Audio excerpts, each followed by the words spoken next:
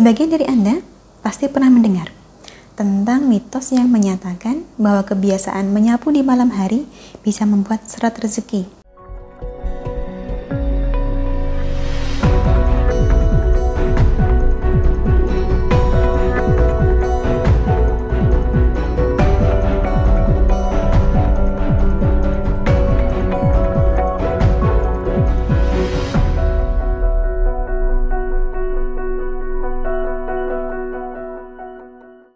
Salam Rahayu, dengan Dewi Sundari di sini seperti biasa. Apa kabar Anda? Saya doakan semoga selalu sehat dan senantiasa diberikan kemudahan serta kelancaran dimanapun Anda berada. Sebagian dari Anda pasti pernah mendengar tentang mitos yang menyatakan bahwa kebiasaan menyapu di malam hari bisa membuat seret rezeki. Di salah satu video saya yang terdahulu pernah saya sampaikan soal ini. Tetapi tahukah Anda bahwa pantangan terkait sapu menyapu sebenarnya tidak hanya satu? Tidak kurang ada 5 pantangan yang berkaitan dengan kegiatan bersih-bersih lantai. Itulah yang kali ini akan kita bahas. Langsung saja, larangan yang pertama adalah itu tadi, tidak boleh menyapu di malam hari, nanti rezekinya seret. Apakah benar seperti itu? Sebagian besar dari kita sebenarnya menyadari bahwa di setiap mitos atau pantang larang semacam ini pasti ada nasihat tersembunyi. Orang tua zaman dulu tidak lantas melarang tanpa alasan. Kaitannya dengan menyapu di malam hari, zaman dulu tidak ada listrik. Jika menyapu dalam keadaan gelap, ya sudah barang tentu hasilnya tidak bersih.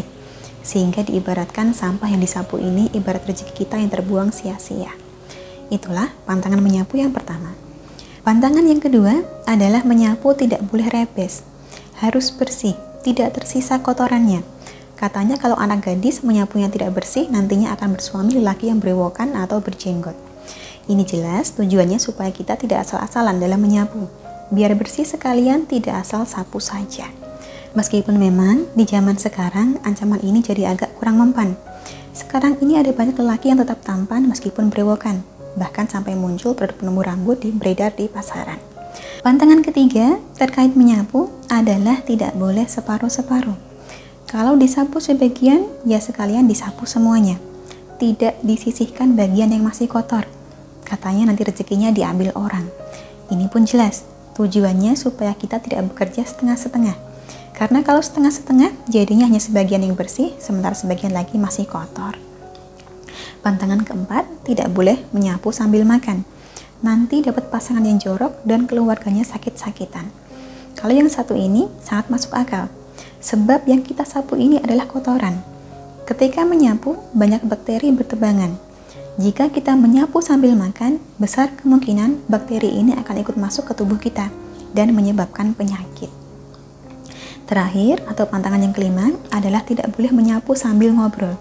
Katanya nanti kalau bekerja tidak akan dapat hasil, sia-sia saja. Ini pun beralasan, sebab jika kita menyapu sambil mengobrol, sudah barang tentu pekerjaan ini tidak akan selesai, sehingga pekerjaan-pekerjaan yang lain jadi tidak ikut tertangani. Itulah kurang lebihnya 5 pantangan yang berkaitan dengan sapu menyapu. Zaman dulu, karena yang sering mengerjakan pekerjaan rumah tangga adalah perempuan, maka mitos-mitos ini pun hanya berlaku pada perempuan, pada anak gadis. Tapi sekarang, anak laki-laki pun tidak jarang ikut bersih-bersih juga, karena tuntutan zaman. Misalnya ayah dan ibu sama-sama bekerja, dan anaknya lelaki semua. Maka dari itu, ada baiknya bila nasihat yang diwariskan secara turun-temurun ini dituturkan pada anak lelaki juga, karena tujuannya baik, mengajarkan supaya rajin dan tidak setengah-setengah dalam bekerja. Nasihatnya yang kita tuturkan bukan sekedar mitosnya saja. Akhir kata, dari saya cukup sekian. Demikianlah kurang lebihnya yang dapat saya sampaikan tentang apakah benar bahwa jika kita menyapu di malam hari, maka akan menyebabkan seret rezeki. Semoga menjadikan sedikit wawasan. Terima kasih banyak untuk Anda yang telah menyaksikan. Sampai jumpa di kesempatan selanjutnya dan salam Rahayu.